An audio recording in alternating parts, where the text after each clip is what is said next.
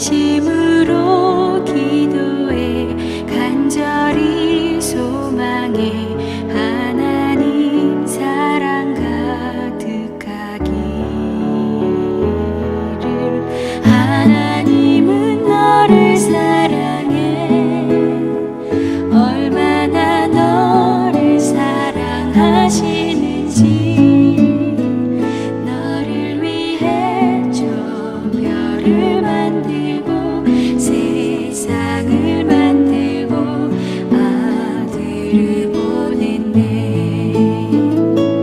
오래전부터 널 위해 준비된 하나님의 크신 사랑,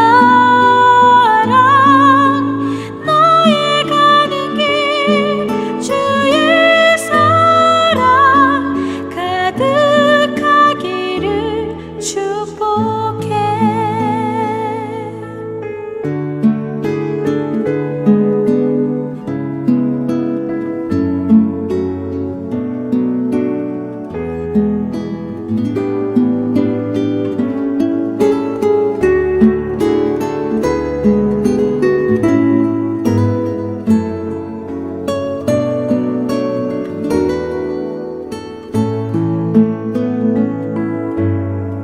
힘든 일도 있겠지만 나 그때마다 늘 함께 할게. 하나님 보이신 큰 사랑으로 나 또한 너를 사랑해. 오래전부터 널 위해 준비된 하나님의 크신 사랑, 너의 가는 길 주의 사랑 가득하기를 축복해. 하나님은 너를 사랑해. 얼마나 너를 사랑하시는지 너를 위해 저 별을 만들고 세상을 만들고 아들을 보냈네. 오늘 함께 묵상할 말씀은 누가복음 20장 9절로 18절 말씀입니다. 9절, 그가 또 이 비유로 백성에게 말씀하시기 시작하시니라. 한 사람이 포도원을 만들어 농부들에게 세로 주고 타국에 가서 오래 있다가 때가 이름에 포도원 소출 얼마를 바치게 하려고 한 종을 농부들에게 보내니 농부들이 종을 몹시 때리고 거저 보내었거늘 다시 다른 종을 보내니 그도 몹시 때리고 능욕하고 거저 보내었거늘 다시 세 번째 종을 보내니 그 종도 상하게 하고 내쫓은지라. 포도원 주인이 이르되 어찌할까, 내 사랑하는 아들을 보내리니 그들이 혹 그를 존대하리라 하였더니 농부들이 그를 보고 서로 의논하여 이르되 이는 상속자니 죽이고 그 유산을 우리의 것으로 만들자 하고 포도원 밖에 내쫓아 죽였느니라. 그런즉 포도원 주인이 이 사람들을 어떻게 하겠느냐, 와서 그 농부들을 진멸하고 또 포도원을 다른 사람들에게 주리라 하시니 사람들이 듣고 이르되 그렇게 되지 말아지이다 하거늘 그들을 보시며 이르시되 그러면 기록된 바 건축자들의 버린 돌이 모퉁이의 머릿돌이 되었느니라 함이 어찌미냐. 무릇 이 돌 위에 떨어지는 자는 깨어지겠고 이 돌이 사람 위에 떨어지면 그를 가루로 만들어 흩으리라 하시니라. 아멘. 오늘 말씀의 제목은 이 사람들을 어떻게 하겠느냐라는 것입니다. 누가복음 20장은 권위와 포도원 농부의 비유, 세금 논쟁과 부활 논쟁, 그리고 자손 논쟁과 자리 논쟁으로 이루어져 있습니다. 꽤 많은 내용을 다루고 있죠. 오늘은 포도원 농부의 비유에 대한 말씀만 묵상하기 원합니다. 포도원 농부 비유는 곧 다가올 예수님 자신의 운명에 대한 이야기이기도 합니다. 20장 초반부에 보면 예수님께서 성전에서 백성을 가르치며 복음을 전했을 때 2절에서 대제사장들과 서기관들과 장로들이 함께 와서 무슨 권위로 가르치고 복음을 전하느냐라고 예수님께 물었죠. 누구에게 권위를 받아 가르치고 복음을 전하느냐라는 것입니다. 소위 텃세를 부리는 것이죠. 그러자 예수님께서는 4절에서 요한의 세례가 하늘로부터냐 사람으로부터냐 라고 질문하십니다. 그러자 그들의 대답을 하지 못하죠. 그의 세례가 하늘에서라고 해도 걸리고 사람에게라고 해도 걸리기 때문입니다. 그러자 예수님도 무슨 권위로 이런 사역을 하는지 알려주지 않겠다라고 의도적으로 답을 회피하십니다.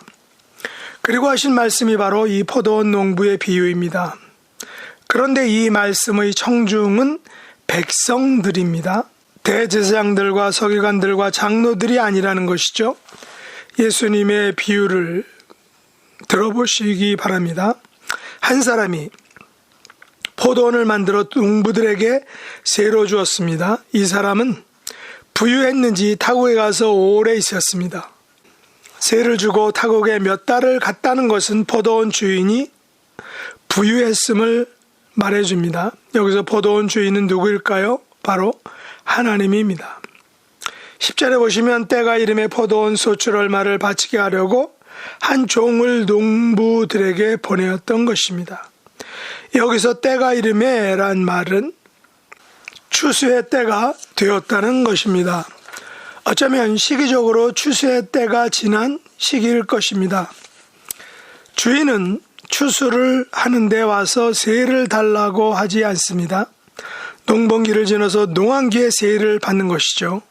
이 같은 소장농 계약에서는 지주는 소출 얼마를 받게 되는 것입니다. 아마도 추수가 끝난 후일 것입니다. 주인은 한 종을 농부들에게 보냅니다. 그런데 이게 웬일이죠? 농부들이 종을 몹시 때리고 거저로 돌려보냈다는 것입니다. 세를 받으러 온 종을 헌꾼형을 내주고 빈손으로 빈 털터리로 그냥 돌려보낸 것이죠. 좋은 종은 농부들이 사는 집을 한 집 한 집 들렸지만 새는커녕 욕을 바가지로 먹고 심지어 집단 구태까지 당한 것입니다. 그래서 주인은 다른 종들을 보냅니다. 그러나 결과는 마찬가지였습니다. 농부들은 다시 세를 받으러 온 종을 인사불성이 될 정도로 때리고 능욕하고 거저 돌려보냈습니다. 이 종이 농부들로부터 당한 능욕이 무엇일까요?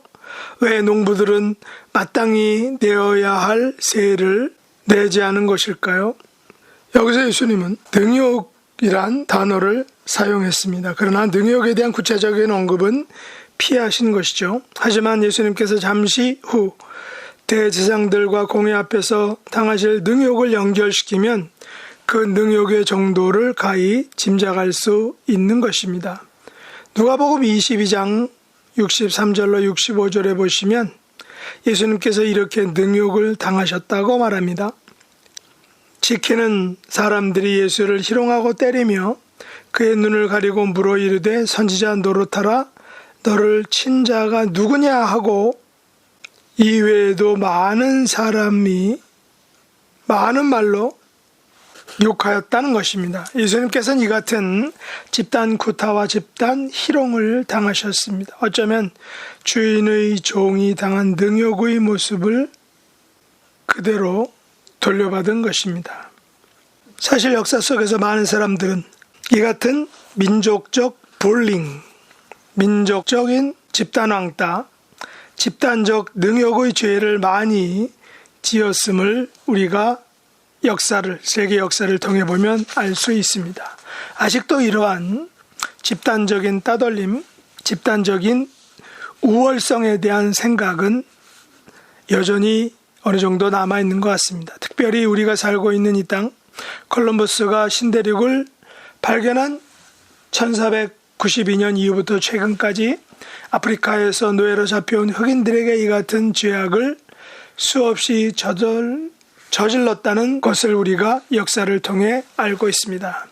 아니, 오늘날도 흑인과 백인의 갈등은 아직까지도 남아있어서 집단적 능욕이 행해지고 있는 것을 보게 되는 것입니다. 이 같은 집단적 능욕을 받으신 분이 바로 우리 예수님이시죠. 그러자 주인은 세 번째 종을 보냈습니다. 결과는 어땠을까요? 동일했습니다. 종을 상하게 하고 때렸던 것이죠. 예수님께서도 이같이 당하셨습니다. 마태복음 27장 28절로 31절에 보면 그의 옷을 벗기고 홍포를 입히며 가시관을 엮어 그 머리에 씌우고 갈대를 그 오른손에 들리고 그 앞에서 무릎을 꿇고 희롱하여 이르되 유대인의 왕이여 평안할지어다 하며 그에게 침뱉고 갈대를 빼앗아 그의 머리를 치더라. 희롱을 다한 후 홍포를 벗기고 도로 그의 옷을 입혀 십자가에 못 박으려고 끌고 나아가니라 라고 했습니다. 예수님께서는 옷을 강제로 벗김 당하셨습니다. 가시로 엮은 가시관을 강제로 머리에 씌움을 당하셨죠. 갈대는 왕의 호를 상징하는 것으로 조롱을 위한 도구였습니다. 예수님은 침뱉음을 당하셨던 것입니다.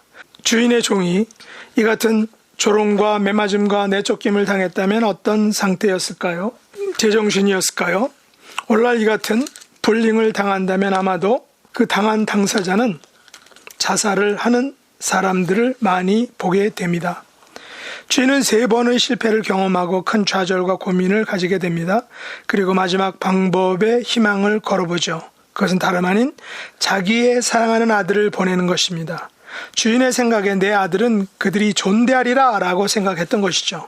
그러나 이 같은 생각은 큰 착각임을 알게 됩니다. 주인의 생각은 내 아들은 농부들이 존대하리라 라는 마지막 희망을 가졌지만 그러나 농부들의 생각은 주인의 생각과 같지 않았습니다. 농부들의 생각은 이것이죠. 농부들은 이 문제를 놓고 서로 의논합니다. 그리고 이런 결론을 내립니다. 이는 상속자니 죽이고 그 유산을 우리의 것으로 만들자라는 것입니다. 이것은 분명히 배은망덕한 행위입니다. 반역이죠. 잔인무도한 배신 행위입니다. 혼자서는 감히 생각할 수 없는 일들을 여러 사람이 모이면 이 같은 끔찍한 일을 결정할 수 있는 것입니다. 이것을 우리는 집단이기주의라고도 말을 합니다. 누가복음 23장 13절 이하에 보시면 빌라도가 대제사장들과 관리들과 백성을 불러 모으고 자신은 예수에게서 아무 죄도 발견하지 못하여 때려서 놓아주겠다라고 이렇게 말합니다. 그러나 그들 무리가 일제히 소리를 질러 이렇게 말하죠. 이 사람을 없이 하고 바라바를 우리에게 놓아주소서라고 말합니다. 빌라도가 다시 예수를 놓아주고자 하자 무리가 다시 소리 지릅니다. 그를 십자가에 못 박게 하소서, 십자가에 못 박게 하소서.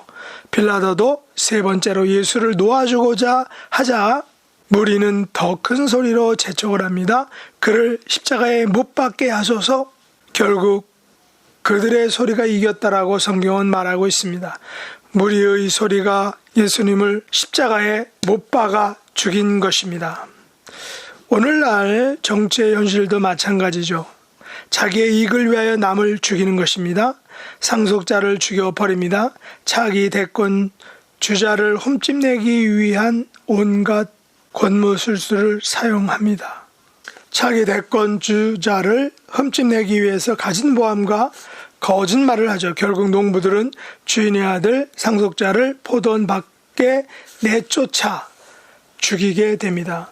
상속자의 유산을 차지하기 위해서 상속자를 죽인 것입니다. 여기서 종들은 누구일까요? 바로 구약의 선지자들입니다. 그리고 궁극적으로는 예수님이죠. 바로 내 사랑하는 아들, 독자 예수님이라고 성경은 말합니다. 이사야서 5장 1절로 7절에 보시면 이사야도 포도원 노래를 지어 불렀습니다. 이 노래는 이런 것이죠. 나는 내가 사랑하는 자를 위하여 노래하되 내가 사랑하는 자의 포도원을 노래하리라. 내가 사랑하는 자에게 포도원이 있으며 심히 기름진 산에로다. 땅을 파서 길을 취하고 극상품 포도나무를 심었도다. 그 중에 망대를 세웠고 또 그 안에 술터를 팠도다. 좋은 포도 맺기를 바랐더니 들포도를 맺었도다. 예루살렘 주민과 유다 사람들아 구하노니 이제 와서 내 포도원 사이에서 사리를 판단하라. 내가 내 포도원을 위하여 행한 것 외에 무엇을 더 할 것이 있으랴. 내가 좋은 포도 맺기를 기다렸거늘 들포도를 맺으면 어찌 됨인고. 이제 내가 내 포도원에 어떻게 행할지를 너희에게 이르리라. 내가 그 울타리를 걷어 먹힘을 당하게 하며 그 담을 헐어 짓밟히게 할 것이요. 내가 그것을 황폐하게 하리니 다시는 가지를 자름이나 북을 돋우지 못하여 찔레와 가시가 날 것이며 내가 또 구름에게 명하여 그 위에 비를 내리지 못하게 하리라 하셨으니 무릇 만군의 여호와의 포도원은 이스라엘 족속이요 그가 기뻐하시는 나무는 유다 사람이라.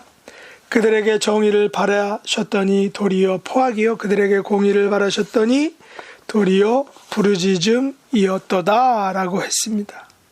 이사야 선지자의 포도원 노래는 오늘 본문에서 예수님께서 하신 포도원 농부 비유에 대한 해석입니다. 아니 예수님께서는 이사야 선지자의 포도원 노래를 무리들에게 적용해서 말씀하신 것입니다. 이 비유의 결말이 무엇인가요? 15절과 16절을 보시면 포도원 주인이 어떤 결정을 내리게 됩니까? 그런즉 포도원 주인이 이 사람들을 어떻게 하겠느냐? 와서 그 농부들을 진멸하고 포도원을 다른 사람들에게 주리라 라고 결정합니다. 결국 주인이 종들을 죽이고 심지어 사랑하는 아들 상속자를 죽인 대가에 대해 심판한다는 것입니다. 진멸한다라고 하죠. 진멸한다는 것은 더 이상 기회가 없다는 것을 의미합니다. 매우 시리어스한 문제인 것입니다. 진멸되면 다시 살아날 수 없습니다. 다시 기회가 주어지지 않는 것입니다. 그리고 포도원 경작의 기회를 다른 사람에게 주겠다고 하죠. 기회가 옮겨진 것입니다. 촛대가 옮겨진 것입니다. 열처녀 비유에서 기름을 준비하지 못한 5 처녀처럼 울며 이를 갈아도 소용이 없게 되는 것입니다. 그런데 사람들의 반응이 참 재미있습니다. 이렇게 말하죠. 그렇게 되지 말아지이다. 영어로 May this never be 라고 표현합니다. 결단코 이렇게 되어지지 않기를 바란다는 것이죠. 그러나 안타깝게도 이것은 얼마 뒤에 실제가 되는 것입니다. 똑같은 일이 벌어져 버리고 만 것입니다. 그리고 그렇게 되지 말아지이다 라고 말하는 사람들에게 17절과 18절에서 예수님께서 이렇게 말씀하십니다. 그들을 보시며 이르시되 그러면 기록된 바 건축자들의 버린 돌이 모퉁이의 머릿돌이 되었느니라 함이 어찌미냐. 무릇 이 돌 위에 떨어지는 자는 깨어지겠고 이 돌이 사람 위에 떨어지면 그를 가루로 만들어 버리리라 하시니라 라고 하셨습니다. 여기서 돌은 예수님을 의미할 것입니다. 예수님을 거부하면 깨어집니다. 예수님을 거부하면 가루가 됩니다. 예수님은 포도원 농부 비유에서 상속자입니다. 주인의 아들인 것입니다. 포도원 농부들이 살 길은 상속자를 죽이는 것이 아니라 상속자를 영접하는 것입니다. 상속자를 죽여 없애는 것이 아니라 상속자를 영접하면 상속자의 유산을 받게 되는 것입니다. 그런데 19절에 보시면 서기관과 대제사장들이 예수님의 이 비유는 자기들을 가리켜 말씀하신 인 줄 알고 즉시 잡고자 하되 백성을 두려워했다라고 말합니다. 예수님의 포도원 농부 비유는 서기관들과 대제사장들에게도 들려졌던 것입니다. 포도원 농부들이 살 길은 상속자를 죽이는 것이 아니라 상속자를 영접하는 것입니다. 상속자를 죽여 없애는 것이 아니라 상속자를 영접하면 그 상속자의 유산을 받게 되는 것입니다. 그런데 19절에 보면 서기관들과 대제사장들이 예수의 이 비유는 자기들을 가리켜 말씀하신 줄 알고 즉시 잡고자 하되 백성을 두려워하더라 라고 말합니다. 예수님의 포도 농부 비유는 서기관들과 대제사장들에게도 들려졌던 것입니다. 그러나 이들은 포도 농부들처럼 상속자를 영접하기보다는 상속자를 죽여 유산을 뺏으려고 기회를 노리고 있었던 것입니다. 이 같은 어리석음은 우리들에게 없는지 오늘 말씀을 통해서 우리가 묵상하며 또 우리의 삶을 어저스트할 수 있기를 예수님의 이름으로 축복합니다. 기도하겠습니다. 하나님 아버지, 오늘 포도원 농부 비유를 통하여 우리가 어떻게 마지막 때를 준비해야 되는지 교훈하여 주심을 감사합니다. 우리에게 맡겨진 귀한 직분과 사명을 성실하게 잘 감당할 수 있기를 원합니다. 사람이 있든 없든 하나님께서 우리에게 준 소명과 복음 전도의 사명을 잘 감당할 수 있도록 은혜를 베풀어 주시옵소서. 포도원 농부의 마음을 잘 이해할 수 있기를 원합니다. 오늘 비유에 나오는 포도원 농부들처럼 진멸당하지 않고 하나님 앞에 칭찬을 받을 수 있는 귀한 농부들, 귀한 종들이 될 수 있도록 은혜 베풀어 주시옵소서. 맡겨진 귀한 사명을, 복음 전도의 사명을, 주어진 일들을 성실하고 충성스럽게 감당하는 저희들이 되게 하여 주옵소서. 예수님의 이름으로 간절히 기도드리옵나이다. 아멘.